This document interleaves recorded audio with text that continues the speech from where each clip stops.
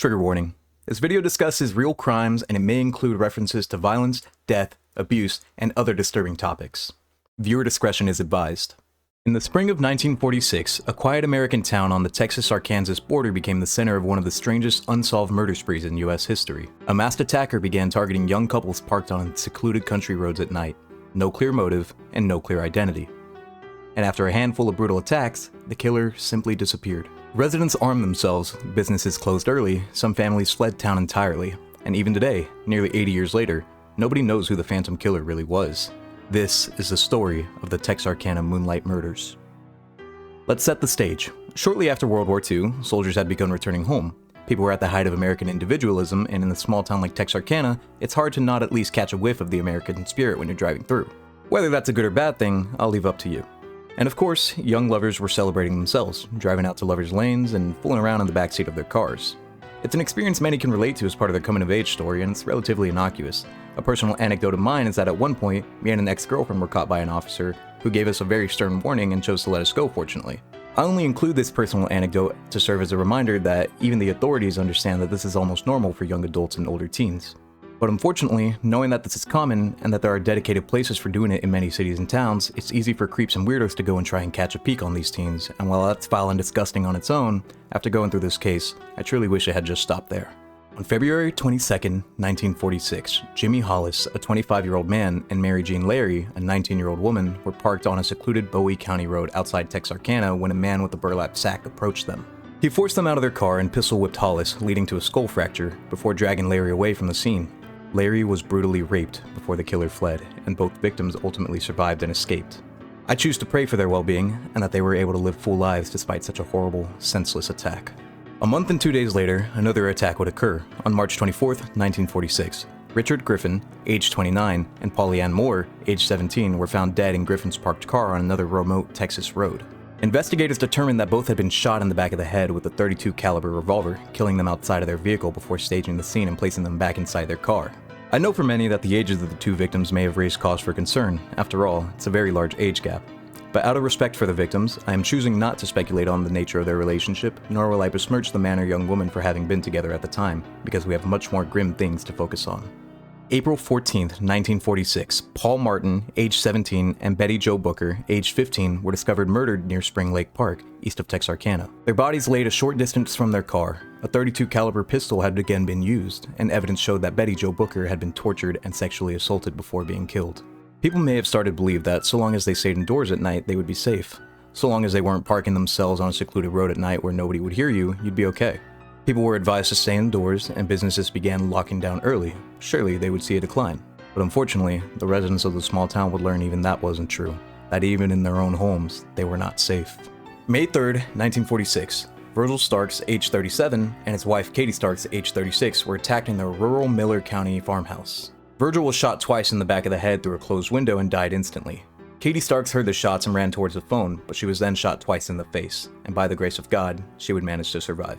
Police later found .22 caliber shell casings at the scene and tire tracks that matched those from earlier crime scenes, leading them to believe that the Phantom Killer had struck once again. After this, the killer would disappear and seemingly never return to act out another killing. In the aftermath of each attack, local law enforcement scrambled to find the culprit. Investigators quickly noticed a disturbing pattern. In each incident, a car had been stolen and abandoned near the crime scene. Arkansas lawman Max Tackett realized that these could point to a repeat car thief. This led police to a stakeout in July 1946, where they identified the girlfriend of Ewell Swinney, a known drifter and petty criminal. Initially, she gave police detailed information that matched the murders, details that, unfortunately, were not released to the public, but she later recanted and refused to testify against Swinney. With her testimony withdrawn and no other firm evidence, prosecutors could not charge Swinney with the killings. Instead, he was later imprisoned in 1947 on unrelated car theft charges. Meanwhile, authorities from both states converged on Texarkana. Texas Rangers, including famed Ranger Manuel Lone Wolf Gonzalez, and Arkansas officers combed the rural roads by night. On April 15, 1946, one day after the Martin Booker murders, lawmen searched places like Morris Lane for clues. National media descended on the small town as well. Reporters and photographers from across the country arrived to document the case. This even caused a small scare in the town when bright lights were showing up in the Starks farmhouse where they had both been attacked. Police responded quickly, but instead found Ranger Gonzalez and a photographer from Life magazine taking flash photos of the scene. When a serial murderer with such an evil motif and motive isn't caught, it's only natural that the people of Texarkana would be gripped by panic and fear. Newspaper coverage dubbed it the Texarkana Moonlight Murders, and dubbed the unseen assailant the Phantom Killer. Citizens bought weapons and stayed in their homes at night, a quiet town now dreading sundown, even more as each new murder was reported, each one more horrific than the last. A retrospective Texas Monthly article recounted that wealthy families checked into downtown hotels to protect their children, while others rigged pots and pans as tripwires or slept with loaded pistols by their beds. The region became a spectacle, fear kept townsfolk indoors, and some average residents were even staking out lovers' lanes at night, hoping that they would be the ones to bring this killer to justice. The wave of terror made national headlines, and even after the killing subsided, Texarkana was forever stained with the legend of the Phantom. The main suspect identified by the investigators was Yule Swinney, a 37-year-old local drifter with a long criminal record. Swinney's girlfriend was a key witness. Her account of the murders before she changed her story was the strongest link tying them to the crimes. However, without her cooperation, the case against him collapsed. Swinney was never charged with the murder and later died a free man in the 1990s. Today, many still believe that Swinney was the Phantom, but legally, he remains innocent. Other leads simply weren't as strong and proved to be dead ends. At least one Texarkana resident, an IRS agent, was briefly rumored to be involved, and a University of Arkansas student from a prominent local family committed suicide in 1956 after writing a macabre poem and confession. But both the agent accusation and the suicide note were later ruled unrelated to the murders. In all, dozens of people offered claims of guilt or tips, but each turned out to be false. Some crime historians suggest that the Phantom may have been a transient drifter who left Texarkana for good after May 1946, a possible explanation for why the murders seemingly stopped so abruptly. Others have even wondered if more than one person were involved in the attacks, though no definitive evidence ties the Texarkana murders to any other crime sprees. For example, comparisons have been made to California's later Zodiac killings since the motive and motif were very similar, but these are purely speculative and there is no proof. In short, aside from Swinney, there really are no strong suspects nearly as suspicious. To this day, the Texarkana Moonlight murders remain officially unsolved. The case is officially classified as a cold case. In 1976, director Charles Pierce produced the horror film The Town That Dreaded Sundown, loosely based on the attacks, with the chilling tagline, "In 1946, this man killed 5 people. Today he still lurks the streets of Texarkana, Arkansas." It's important to note that the movie takes many creative liberties and many details are sensationalized and fictional, but it cemented the Phantom Killer in pop culture.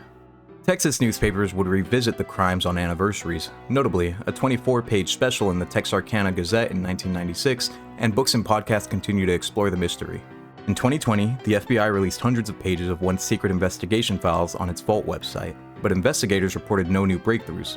As of now, nobody knows the true 100% identity of Texarkana's Phantom Killer, and the legend lives on as one of America's most haunting cold case mysteries.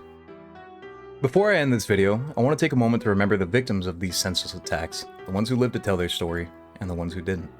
Jimmy Hollis, Mary Jean Larry, Richard Griffin, Polly Ann Moore, Paul Martin, Betty Jo Booker, Virgil Starks, and Katie Starks. I hope that no matter where these people are now, that they're able to find peace. My heart breaks for the families of the victims and anybody else affected by this tragedy. Truly, I hope everybody watching this stays safe, and remember to keep your head on a swivel. I'll catch you guys in the next one.